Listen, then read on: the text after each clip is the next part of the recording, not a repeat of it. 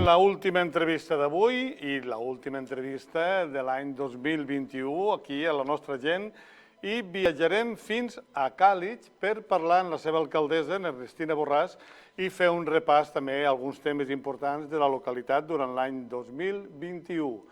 Bon dia, alcaldessa. Bon dia, Jordi, bon dia a tots i totes. Bé, tanquem la temporada, l'any 2021 del nostre gent en una entrevista amb l'alcaldessa de Càlig per parlar d'una sèrie de punts, crec jo, importants, que podríem estar parlant molt més, però lògicament hem de triar una sèrie de punts i en aquest cas voldria començar parlant de patrimoni amb les feines de restauració de l'ermita de la Mare dels Socors, que és una intervenció molt important per protegir la cúpula. En què consisteixen les feines i en quin estat ens trobem ara? Sí, mira, com saps, l'ermita dels Socors és un edifici que és emblemàtic per a tots els caligions i calijones, independentment de que sigui un edifici religiós, tot el món li té un carinyo especial a la nostra ermita. Aquestes obres les ha executat el bisbat de Tortosa per evitar les filtracions que se produïen en la cúpula i que pogueren deteriorar totes les pintures i tots els elements arquitectònics del temple. Això ha sigut una col·laboració entre la Diputació de Castelló i l'Ajuntament de Càlig. I, amb permís del bisbat, com bé t'he dit, l'Ajuntament de Càlig vam pagar el que és el projecte d'obres, que va ser el primer que es va fer, un vora 7.000 euros. Després la Diputació de Castelló han sigut 37.000 i també l'Associació Ermita Verge dels Socors en 30.262 euros. Com sabeu, el patró de l'Associació de l'Ermita dels Socors durant tots els anys treballaven per tal al bar de l'ermita perquè la recaptació poder-la utilitzar a l'ermita. I han aprofitat en aquest moment per poder col·laborar a poder-ho acabar. S'han substituït totes les teules de la cúpula de l'ermita per teules noves, en el mateix color que tenien, com ja he dit, per evitar l'entrada d'aigua i que pogueren afectar a les pintures.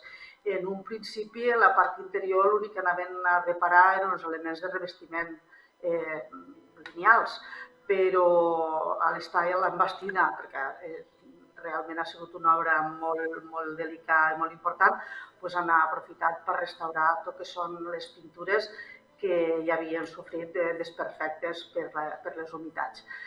L'obra ja està acabada i la veritat és que han fet un magnífic treball.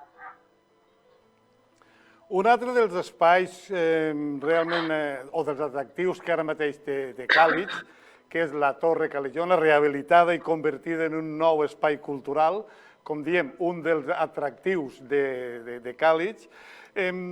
Teniu previst reconstruir el pont que unia l'edifici amb l'Ajuntament? Seria fantàstic. Sí, aquesta és una obra que tenim prevista des de fa molt de temps. El que passa que sempre estem intentant poder-nos acollir a tot el tipus de subvencions i l'última no s'ha acceptat. Però la idea és poder-ho fer en fons propis dels remanents de tesoreria. Ara no he pogut entrar al pressupost, perquè sempre has de prioritzar en obres, però tenim clar que aquesta és l'hora que tenim que fer, perquè de fet és l'última part que ens queda per tal de rehabilitar tot el que és el conjunt del Vic, de la torre. Tenim l'edifici davant del Juzgat, que està tot arreglat també, a la torre, sabeu, la presó, i el que ens quedava pendent era este pont. És un pont que en un principi des de la Conselleria no se creia convenient tindre que fer-se perquè no li veien que tenia interès històric, però en l'última que van arreglar tot el que eren les pintures i van treure totes les pintures que havien de ser resetge, se va veure que sí realment aquest pont ja existia. Per tant, ara ja teníem el projecte, ho tenim tot preparat per tal de fer l'obra. És una obra que els més joves del nostre poble desconeixen i aquest pont no l'havien conegut mai, però bueno, tots els que tenim ja una certa edat, doncs algo molt important i que sí que li donem molta importància el fet de poder-lo reconstruir i veure acabar tot aquest conjunt històric que forma el Pic de la Torre. A més, en breu anem a obrir l'oficina de turisme dins de lo que era l'antic Juzgat i pues, seria ideal poder-ho ja tindre tot acabat. Però és que tots aquests racons, tots aquests centres històrics dels nostres pobles, d'aquí, de les nostres comarques, és que són les nostres rels i és que és fantàstic. Que és el que jo hem defensat d'aquí el programa des del minut zero que vam crear aquest programa, que és donar a conèixer la riquesa que tenim a tots aquests pobles i poblets i més grans o menys grans que tenim aquí, que dius, ostres, no és tot, i que no em s'ofengui ningú, no és tot Vinaròs, Benicarló, Peníscola, Alcalà. El que tenim és les oliveres mil·lenàries, la quantitat de construccions en pedra seca que hi ha pel nostre territori.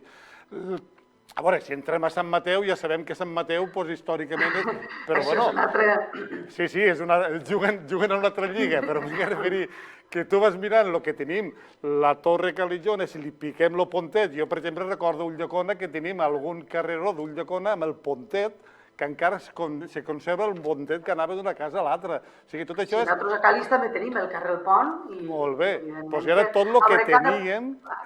I és d'allí on venim, i de cara a la joventut va molt bé que diguem, ai, i això per què era? I que es puguis explicar d'on ve la història dels nostres pobles. Cada poble té la seva particularitat i les seves coses a ressaltar i totes són importants. I que s'han de potenciar, Seguim, alcaldessa, en un altre projecte important i que també compta amb el suport de la Diputació, que al final ne farem una pinzellada de la Diputació de Castelló i dels ajuntaments de la labor que s'ha fet i s'està fent durant aquests quasi 2 anys que portem terribles i que sense les administracions més properes ajuntaments i Diputació no crec que haguéssim pogut aguantar, però això ja serà la pinzelladeta final. Però ara un altre dels projectes també amb el suport de la Diputació és l'adequació de la carretera CV 128 que comunica amb Vinaròs. Com està aquest projecte important?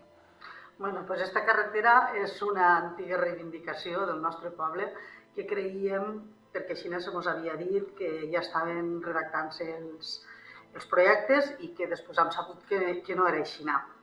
Actualment la Diputació està treballant per tal de mirar a veure de quina forma se poden executar aquestes obres quan antes millor i intentaran ficar-ho dins del contracte de manteniment de carreteres. Però tenim el seu compromís de començar obres este 2022. És una carretera que enllaça directament Càlig amb Vinaròs, és la que utilitzem directe a l'hospital comarcal de Vinaròs, com sabeu, i que està molt transitada perquè hi ha molta agricultura, hi ha granges i per tant hi ha vehicles pesats que transiten molt per aquesta carretera, el que fa que tingui una perillositat. Per tant, la reivindicació sempre ha sigut que s'arregli.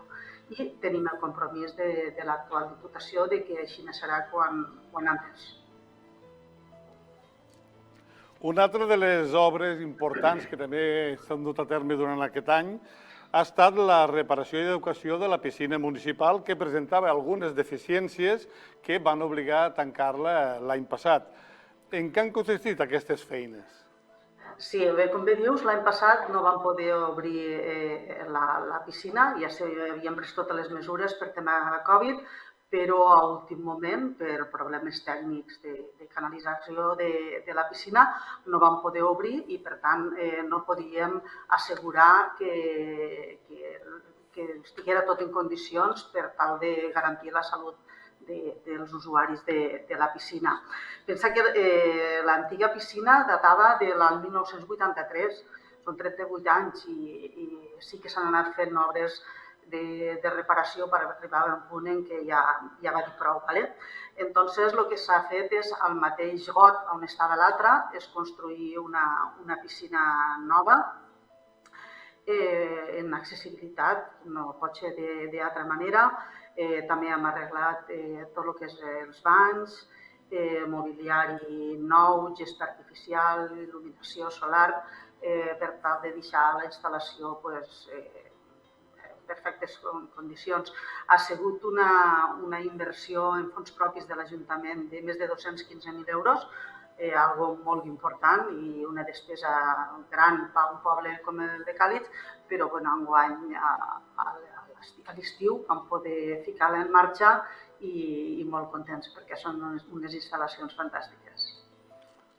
El que hem de recordar a la gent jove és que anteriorment feien un clot i allí mos banyàvem. I no hi havia... Ha sentit una miqueta d'aquesta manera, no? Que et feien el clot, te hormigonaven i et ficaven llavors les rajoletes de quadrets i això era la piscina, però no tenien ni accessibilitat ni pràcticament res. Clar, estem parlant de fa 30 i 40 anys. En aquest cas 38 anys, el recordo perfectament quan se va inaugurar. Y entonces, pues claro, era una piscina pues, de última tecnologia com pot ser la que tenim ara, però que ara ja adaptant a la regulació actual pues, no complia. Ara està l'ascensor per poder baixar automàtic i els asseus, tot accessible. Que gràcies que en aquell temps ja ens van fer un clot a banyar-nos. I ara no, ara ja es fan les coses, però que això és positiu, que es va millorant i ficant tot cada vegada millor. Normal.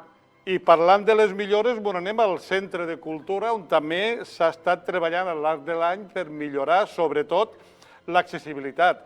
Quines són les obres que ara mateix ja estan en marxa? Sí, mira, aquesta obra és una obra financiada al 100% per la Vicepresidència Segona de la Vivenda, dins del programa d'actuacions urbanes. L'import són uns 137.000 euros aproximadament, pot ser alguna més. Consta de dues fases, la fase del 2021, que hem acabat ara perquè hem parat també per les dates de Nadal, les obres, però ara consistia en la instal·lació d'un ascensor que uneix les tres plantes, l'auditori, l'entresòl i el que és la part de dalt on estan totes les sales de les associacions, i després hem adaptat totes les rampes d'accés que és des de la pista a lo que és l'edifici. I ara quedarà una segona fase que licitarem a principis d'any, que fem tots els asseus nous, tant els de dalt com els de baix. Al mateix temps, els de la sala de l'auditori també farem entrar directe des de la pista per tal de poder-se utilitzar, tal com a festes, que sabeu que l'utilitzem per a pista de ball, com quan se fa el furvito o quan se fa l'activitat que se faria en aquesta pista per poder tindre accessibilitat directa i per tant, així ja ens quedarà tot l'edifici accessible. Canviem de tema, alcaldessa, i ara tenim possiblement la notícia més negativa per a Càlig, que va ser la tempesta que es va produir al setembre amb pèrdues i destrosses per valor de 2,3 milions d'euros. Això és ruïna total. Us heu pogut recuperar d'alguna manera amb l'ajuda de les administracions? Com està la situació? Perquè la gent diu, va ser al setembre, ojo, que una destrossa, tombar una casa costa no res. Tornar-la a refer és molta feina. Sí, mira, realment va ser una tempesta que els més grans del poble ens deien que no s'havia conegut a Càlig, ells no ho recordaven mai. Va ser en molt poques hores, molta pluja, molt de vent i la destrossa va ser important. En poques hores se van produir molts danys tant a nivell particular com municipal. Principalment els danys van ser a l'agricultura. Ràpidament vam fer des de l'Ajuntament les valoracions junt amb la cooperativa agrícola del poble, els serveis tècnics, i també vam demanar ajuda i informació a tots els particulars que se'ls havia produït danys dins de les vivendes. Se van comunicar tots aquests desperfectes per tal de demanar que ens inclogueren dins a zona catastròfica. Com sabeu, això sempre pot ajudar per dins del tema dels seguros a poder cobrir danys que d'altra manera no cobririen. En quant als desperfectes dels camins municipals, l'Ajuntament vam actuar ràpidament, com no podia ser d'altra manera, a donar pas i poder ajudar a circular, i les màquines de la Diputació van treballar ràpidament per tal d'acondicionar els camins més afectats. Són moltes les ajudes que hem demanat i que se m'han concedit també, ja no només d'esta tempesta, sinó d'anteriors també, i per tal d'arreglar camins. En aquest moment, pel pressupost 2022 que vam aprovar la setmana passada, tenim 125.000 euros gestionats directament des de l'Ajuntament, subvencionant uns camins al 80% per la Conselleria d'Agricultura, altres al 50% pel Ministeri de Política Territorial i, a més, també per aquest 2022 tenim concedits 120.000 euros que executaran directament al 100% des de la Conselleria d'Agricultura. Entonces, el que han fet des de l'Ajuntament és fer un parxeo i arreglar el millor que han pogut tots aquells camins per poder accedir en millors condicions, però que hi ha moltíssims camins, gran part, que s'asfaltaran íntegrament en ajudes. En ajudes, com ja he dit, 50 o 80% i el resto a càrrec de l'Ajuntament. I també ara, de cara al 2022, una de les propostes més importants serà l'inici de les tramitacions per a construir un nou centre mèdic. En què consistirà aquest primer pas? Sí, mira, el primer pas ha sigut incloure una partida al pressupost municipal per tal d'adquirir uns terrenys, per tal de construir l'edifici. Sí que l'Ajuntament disposa de terrenys, però no considerem que siguin adequats perquè no estan props, diguem, perquè la gent pugui anar a peu a lo que estem acostumbrats als pobles menuts com és el nostre. Entonces, tenim ahí una quantitat per tal d'adquirir els terrenos, estem en tramitació per fer-los efectius quan antes puguem millor i al mateix temps hem demanat este ambulatori al Departament de Salut corresponent. Pensa que Càlix no sols manté la població, sinó que l'estem augmentant i, per tant, considerem que l'ambulatori que tenim ara no reuneix les condicions. Inicialment ja vam aconseguir que s'ampliera en un BIG i un ATS de reforç i ara el que sí que necessitem és un edifici en accessibilitat i en totes aquelles sales que corresponen a la quantitat d'habitants que tenim. Per tant, aquest és el primer pas i després treballarem tot el que faci falta per tal que se faci una realitat quan antes millor. De fet, aquesta obra és una de les obres que ens fa més il·lusió, és una obra a futur, però és el primer pas que necessitem. Aquesta obra, junt amb l'obra del local social, que esperem acabar este 2022 i també dedicat als nostres majors, creiem que són obres així de caràcter social que necessitem pel nostre poble. I ja per acabar, alcaldessa, si haguéssim pensat a veure com les coses ens poden fer patir més, crec que ningú hagués estat capaç de pensar en aquests quasi 2 anys que portem. I des d'aquí, des d'esta casa, des d'aquest programa, hem estat al peu del canó durant tota aquesta maleïda pandèmia, parlem clar, i hem estat pendent de tot el que s'ha fet a nivell de proximitat, que són ajuntaments i diputació, sobretot, que és qui realment estan al peu del canó, estan al carrer i saben la problemàtica que té cada poble i cada ciutadà. Alcaldessa, com s'aguanta tenir que gestionar el poble, el dia a dia, més aquesta situació extraordinària i tan dolenta?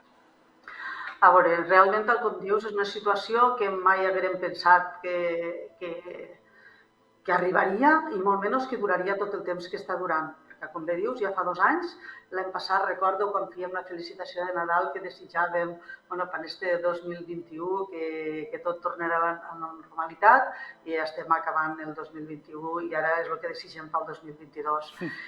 Han sigut molts els canvis que hem tingut que fer, però ahí està la nostra feina.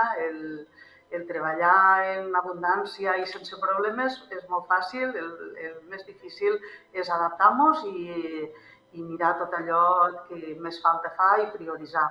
Desde luego ha sigut importantíssima l'ajuda, en aquest cas, de la Diputació i de les diferents conselleries.